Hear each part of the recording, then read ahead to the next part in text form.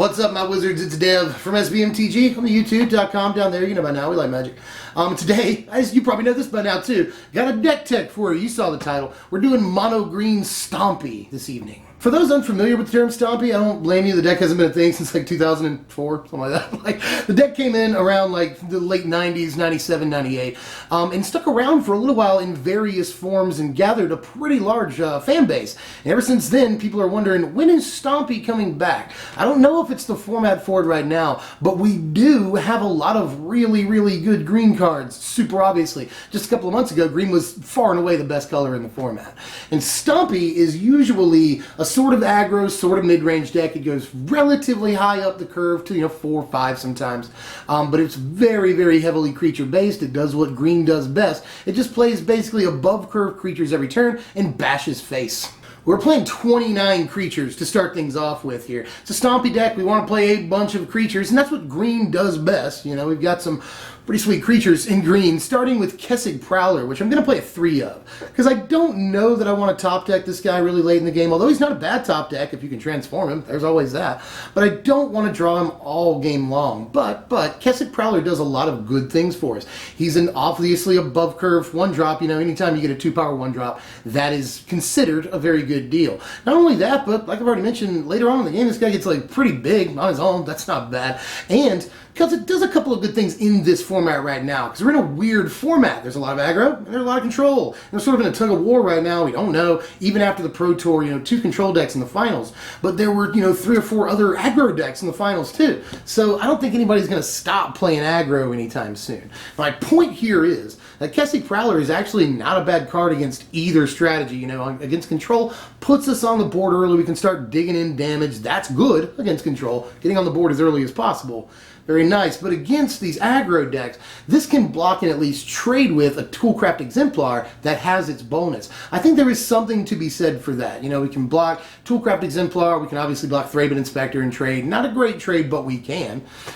So I don't think that Casa Prowler is too bad from both a defensive and offensive perspective, depending on what you're playing against.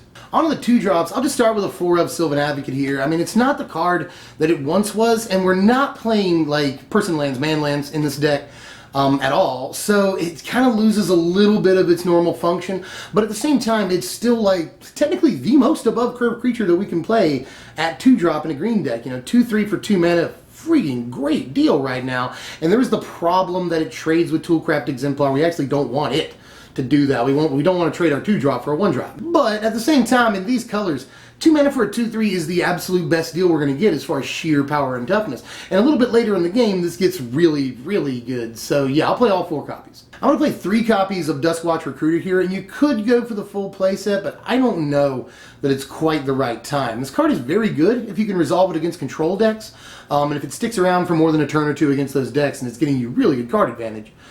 So there is that. I feel like it's decent against control, but they can remove it fairly easily, so there's that too. And against aggro, I feel like the card is fairly slow. But that being said, I think Duskwatch Recruiter is still a good card. It's at least on curve, 2 mana, 2/2. That can get bigger for just your 2 mana investment. That's cool. Can make all your creatures cost less, can get you card advantage. I just don't see any reason not to play it in a deck with 29 creatures. You're pretty likely to hit something when you use his ability. While we're talking about werewolves, I'll go ahead and tell you, we're playing a 2 of Lambholt Pacifist in this deck, and I would put more in there. I just don't think there's any room in the current build. I'd rather play the number of cards that I'm playing for all the other cards. You know what I mean? Like, I don't want to cut anything to add more pacifists, but I do ultimately want to play some pacifists. It's very easy for us to get a creature power 4 or greater. She can attack very easily. When she flips, obviously, she becomes basically a 4 power thing that you invested 2 mana into. That's so good, especially in a Stompy deck. That's exactly what it wants, but it also wants its creatures to be able to attack as soon as possible. I said Sylvan Advocate was technically the most above curve creature we can play at 2 mana. Actually, this is, honestly, a 2 mana 3/3 that has the potential to have 4 power. is insane, you know, and again, I'd like to play more of this. I just feel like I would rather maintain the number of slots I have for all the other cards in the deck. I'd like to find more space, I just can't. Last 2-drop here, a 4-of Servant of the Conduit, and there are multiple reasons for this. Now we could instead play Deathcap Cultivator or Ovenwall Captive here. There's other ramp that we could play, obviously. But I like that this is a 2/2. 2 toughness is pretty nice. Especially like against like Thraben Inspector, that actually matters. You know, some people are still playing Bomat Courier. That 1 toughness matters a lot. We're playing Bristling Hydra in the deck, so there is the off chance that even if you don't use this for ramp, you can play 2 of them and have enough to give the Hydra hexproof and a +1/+1 counter, so that's important as well. And in that situation, you can actually still use one of the energy to tap your Conduit once, so there's that. But it's mostly because of that energy synergy is why I'm playing it in the deck, but also because it's the meatiest ramper that we can play right now. And I do think that ramp is somewhat important, you know, against the control decks. You want to play your big stuff before they can really have a great response to it. And sure, like even if you get the ramp and then you end up playing Gearhulk on turn 4, they can still Void Shatter that. That can be a problem. But we're still a turn ahead of where we should be if we have a Conduit out. And that is invaluable against not only control decks, but also aggro decks, because aggro decks will be looking to kill us by turn 4. So if we can get a little bit of ramp and start playing higher, you know, better stuff than we should be playing on any given turn, then that can really also help out against aggro, put some big stuff out to sort of halt the board and swing the game back in your favor. So I think it's important that we play ramp. I just don't want to go crazy and play like 8 or 10 rampers. I think 4 Servant is enough. I'm going to play a 3-of Tireless Tracker. It's the only 3-drop in the deck. I'd really like to fill this out a little bit more, but I don't know that I want to play more trackers. It's not as good as it used to be either. It's like Sylvan Advocate. Especially with something like Smuggler's Copter running around, you know. Smuggler's Copter is a serious problem right now in the format. And when they have a 2-drop flyer that can eat your 3-drop, I just don't know how much I like that at all. And the same thing goes with Sylvan Advocate. You know, it trades with a 1-drop. That's not ideal either. So right now, you know, with Smuggler's Copter and Exemplar running around, it's hard to play things that are above curve because those cards are so in and of themselves above curve. That being said, even though I do think Tracker's a little bit weaker than it used to be, and some of these other cards too, I don't think that it's a bad card, especially if you can draw the game out a little bit, you know, get a couple of counters on it, sack a couple of clues, draw some cards. I mean, it's obviously a fantastic mid-range card, and we need something at 3 mana to fill out the curve. Although there's other stuff we can do, you know, on turn 3 we can always play a 2-drop and hold up 1 mana for Blossoming Defense. That can also be really important to have that play. So, you know, we technically have other stuff we can do on turn 3, but this is the only 3-drop, and if you force me into playing a green 3-drop, it would be Tireless Tracker. Duh. Mentioned this a second ago, we're playing a whole playset of Bristling Hydra because I want to go pretty high in the Stompy deck, especially considering that we're playing some ramp. You know, we can get Bristling Hydra on turn 3, we can get Verdurous Gearhulk on turn 4, and a turn 3 Bristling Hydra is very nice, you know. I really like to look at this as though it just has 4 toughness. In that case, yeah, it can die to, say, Grasp of Darkness. Sometimes, you know, the turn after you use the hexproof thing on it. But that being said, the ability in this format to give a creature hexproof at instant speed is incredibly desirable against all these control decks, you know.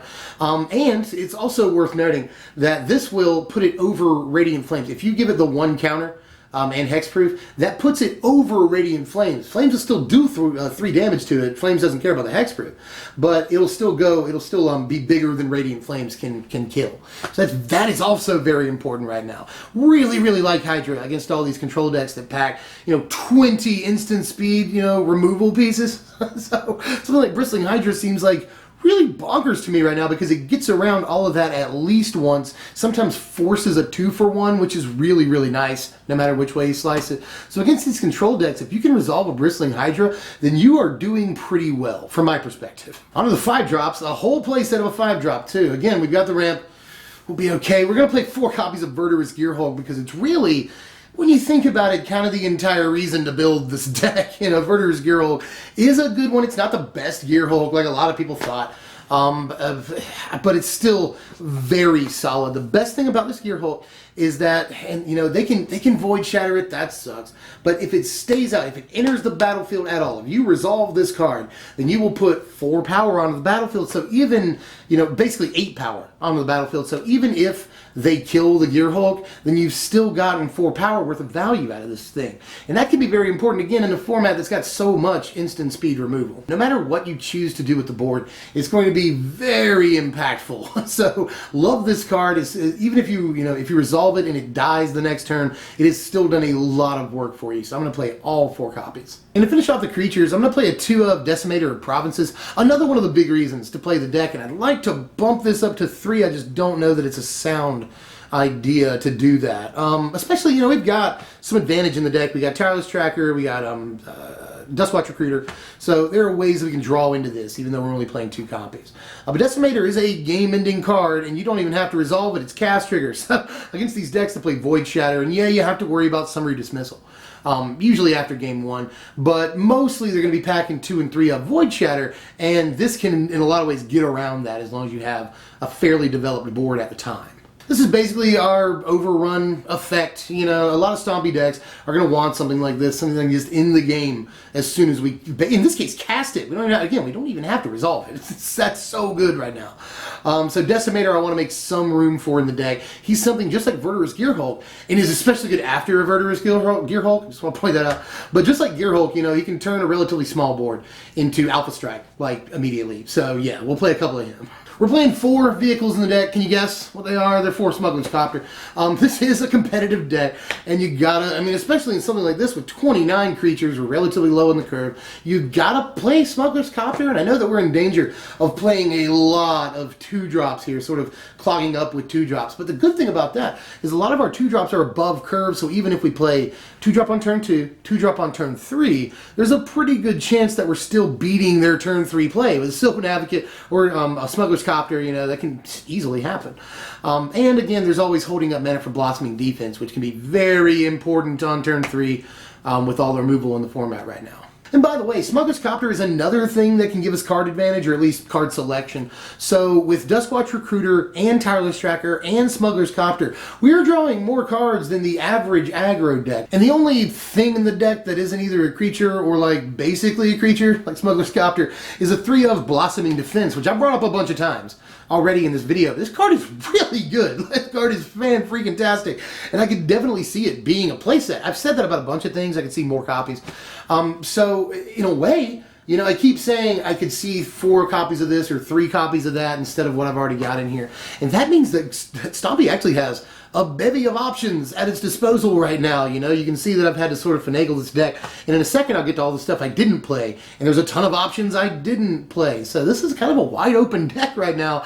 And I don't know how well it stands up to a lot of the things in the format, but we do have options against both aggro and control. We can play in sort of a versatile way against those 2 different kinds of decks that dominate the format right now. So that's not bad either. And Blossoming Defense goes a long way into playing against both kinds of decks, because Blossoming Defense can, not only against aggro, can it help us win combat situations against creatures we otherwise wouldn't. At instant speed, that's good. But these aggro decks also will play Harness Lightning and sometimes Declaration in Stone, so it's good against that as well. And obviously the control decks that play 20-some-odd removal pieces, Blossoming Defense is also insanely good. It's like having a negate that makes your creature do more combat damage. That's very good. Here's the mana base for you. 24 lands, all of them forests, and a Westvale Abbey. I figured I'd throw in the Abbey, because 29 creatures and Smuggler's Copter, you know, we got room for Westvale Abbey. You can come on in. Here's the sideboard right here, and you'd be surprised by the options that we have in a mono-green sideboard right now, honestly. There's a lot of stuff we could play. There's stuff I didn't play that might still go in there.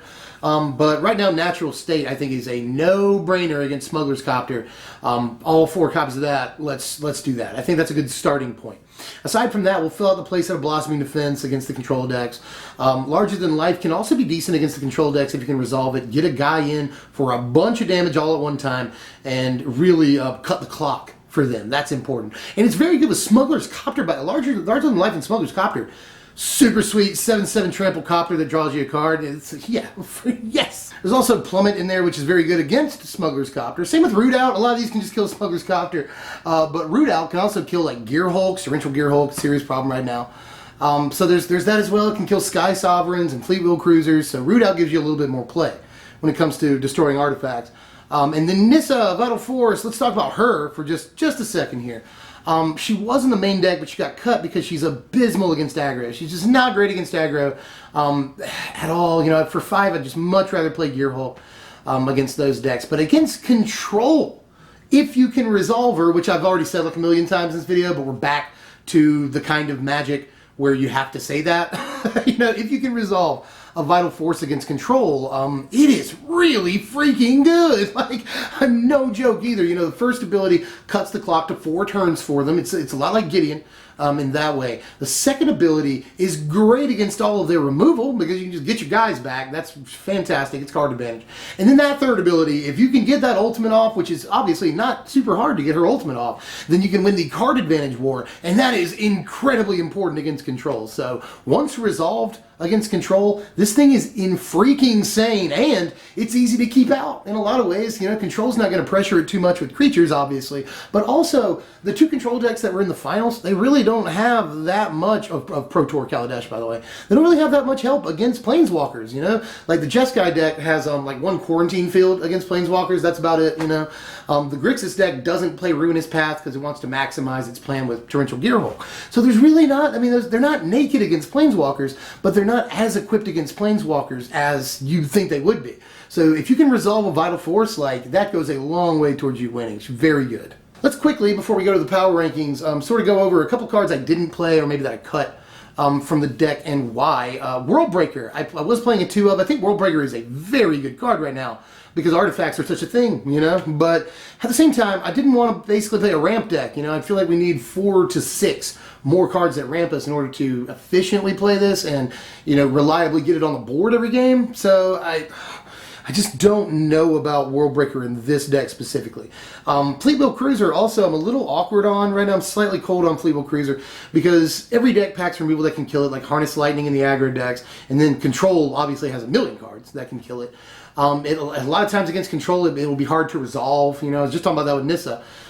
So I don't know how I feel about Fleet Wheel Cruiser right now, to be honest with you. Oath of Nissa was in the deck, but I want to maximize the amount of creatures that we're playing. We have a fair amount of card advantage anyway.